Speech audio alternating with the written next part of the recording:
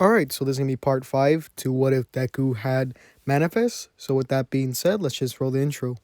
The bad bitch, like she average. I'm a savage, little hoe, what you want do? I'm about cash if the raw fast. I'ma get that little nigga by any means.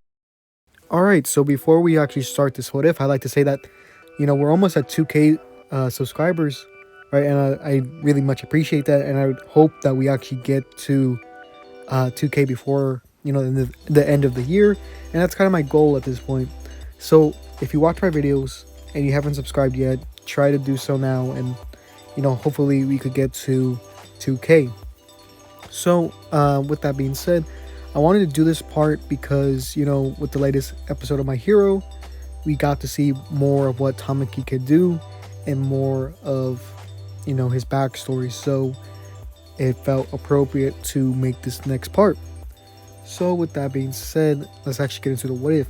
Our story would begin around or a little bit after this cavalry battle, and we're actually going to go over the second part or the tournament part of the sports festival.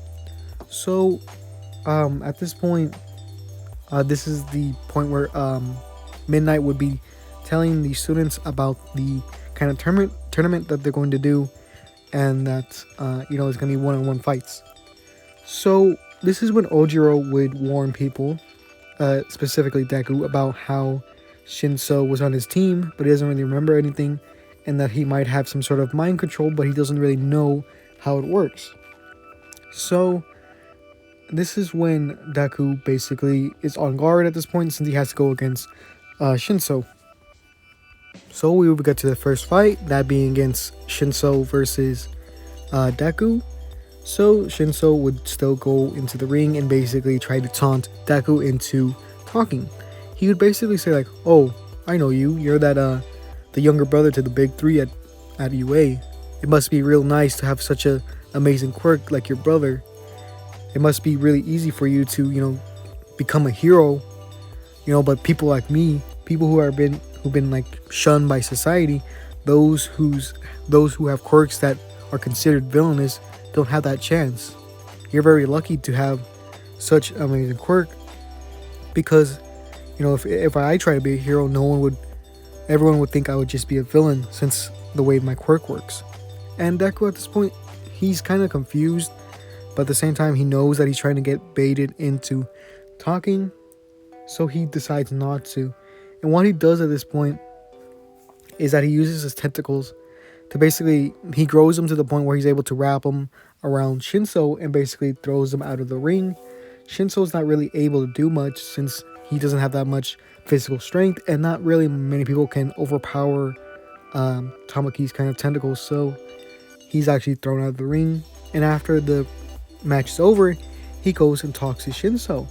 He basically says that you shouldn't think like that, because anyone can be a hero. It doesn't really matter about your quirk, it just matters that you're trying to help people.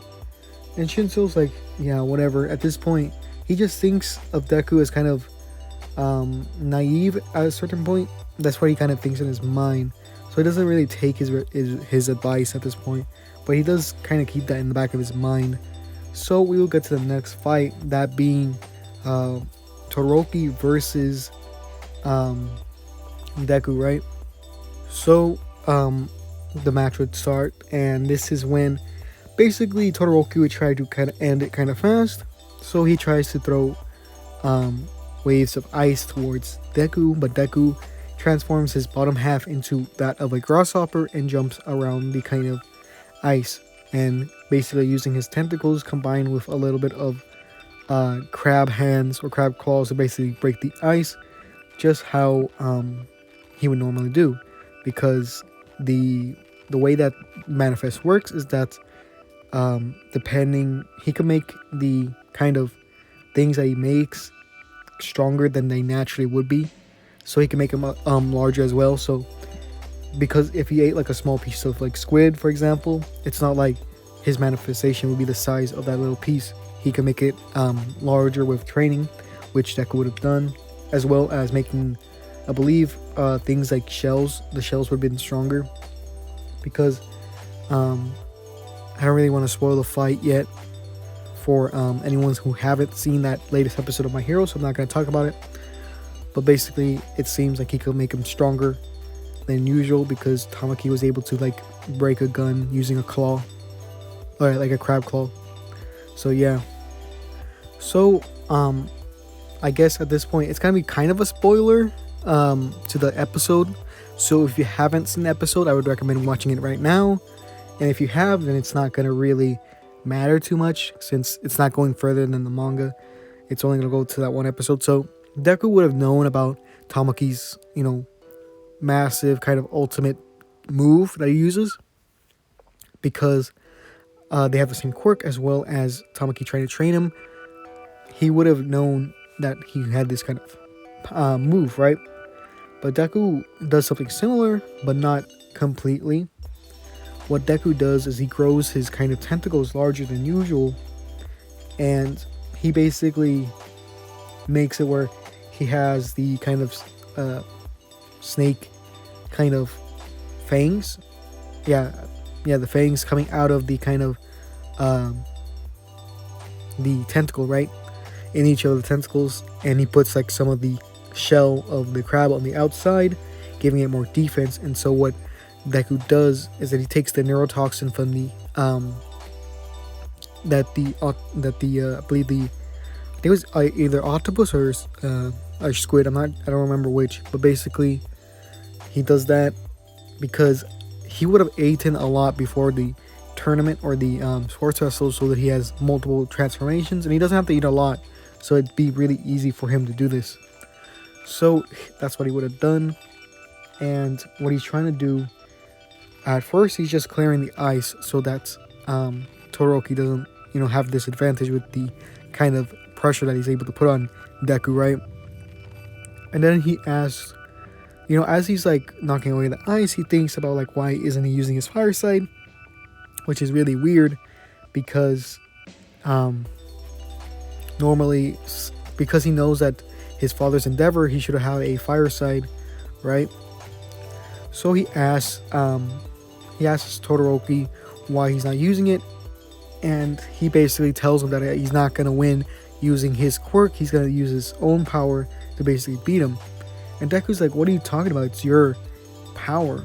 Just because you have the same quirk as someone else doesn't mean that it's their power. It's yours, right?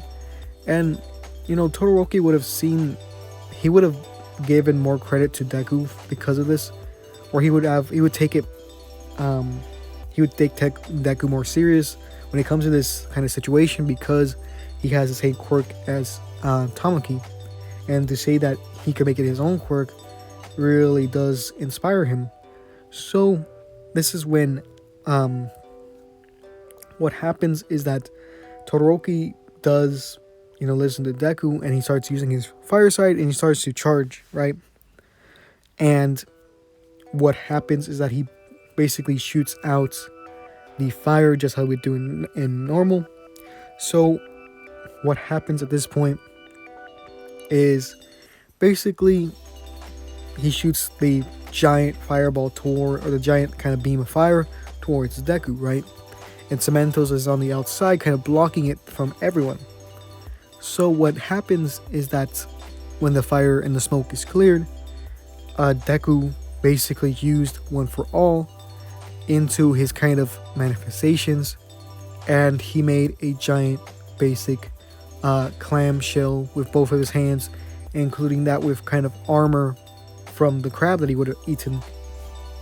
And seeing this, Todoroki would have felt a little bit defeated, and the crab hands, or the clam hands, wouldn't be like that normal kind of size that you see in the anime, where it's only like maybe the size of like a baseball glove, or maybe a little bit bigger than that. It's actually like enough to cover Deku's basic half the body, so he would use the two hands to block his entire body. And that's how big he would have made the manifestations. So after that was done, this is when Deku would basically use the tentacles again, and basically use the he would sting him using a fang that he would gotten from a snake, and basically injected him with neurotoxin, basically paralyzing him for a moment. And because Todoroki would be disabled for that bit, he would he would have been seen as the loser. Deku would have won because of this, because he was in a position where he could no longer move. So Deku would get to the final match, that being Bakugo versus Deku. So in this fight, Bakugo would be pretty aggressive towards Deku because they still kind of do have that kind of rivalry that they would have had. So Bakugo would rush towards Deku, trying to end this as quick as possible to show how much stronger he is. But Deku sees this coming and basically jumps out of the way using his grasshopper legs, and then changing that to basically chicken legs, so that he could have more offense when he comes down trying to kick Bakugo, right? Bakugo is able to dodge the first hit, and he lands a little bit backwards, or he jumps backwards a bit so that he could get a better shot at Deku, and basically runs towards him again and tries to use his explosion as a kind of a smoke bomb and goes for Deku, right? He goes to Deku and explodes his like face, but as the smoke clears, this is when he sees the shell of a crab on Deku's face, basically blocking the explosion. Bakugo's mad at this and tries again, but before he could do that, this is when Deku basically transforms his arm into that of a crab and basically punches Bakugo in the stomach.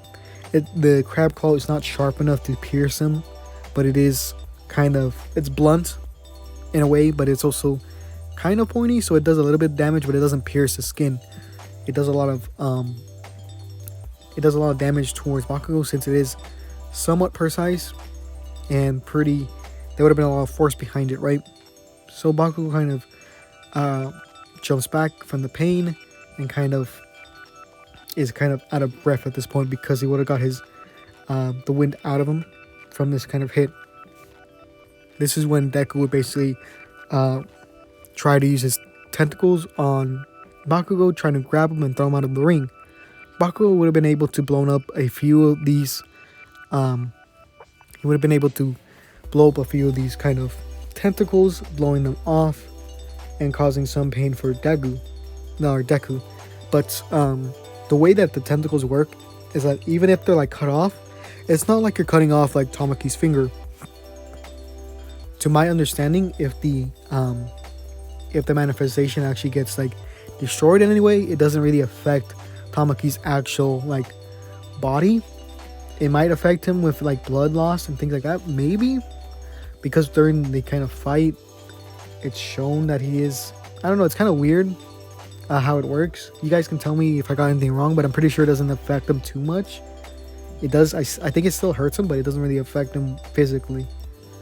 So Deku would feel some pain and kind of retract his tentacles. And after this is when Bakugo basically what he does is he basically does a howitzer impact, right? He starts spinning and going towards Deku so that he could, finish this in one blow.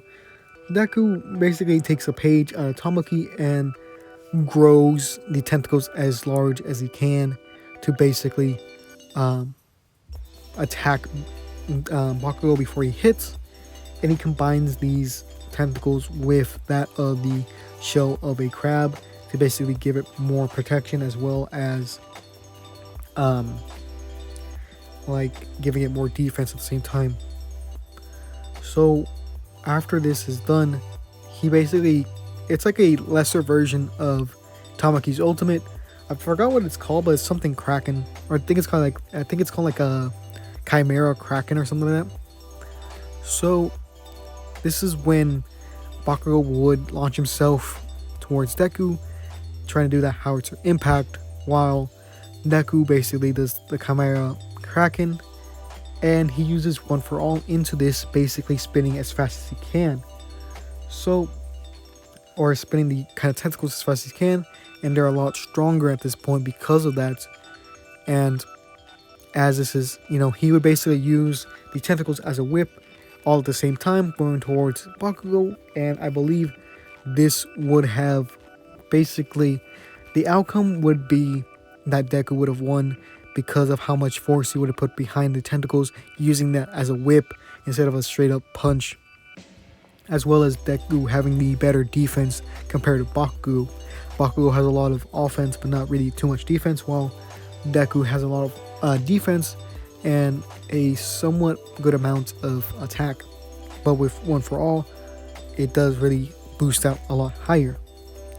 So this is when the smoke would clear and you would see Bakugo outside the ring smashed into the wall, while Deku being a lot of his tentacles being, exploded or like blown apart, right? He only has like a few left from the original, and he's very kind of beat up. So Deku would retract the tentacles, and this is where he would be declared the winner.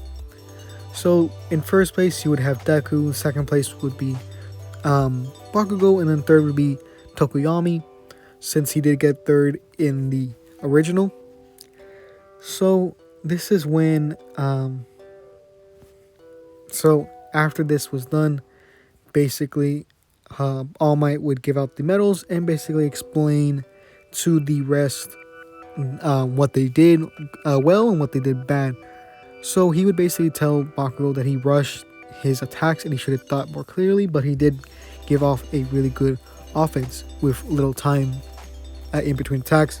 So it's kind of he gives the advantage of working fast as well as the disadvantages of doing that.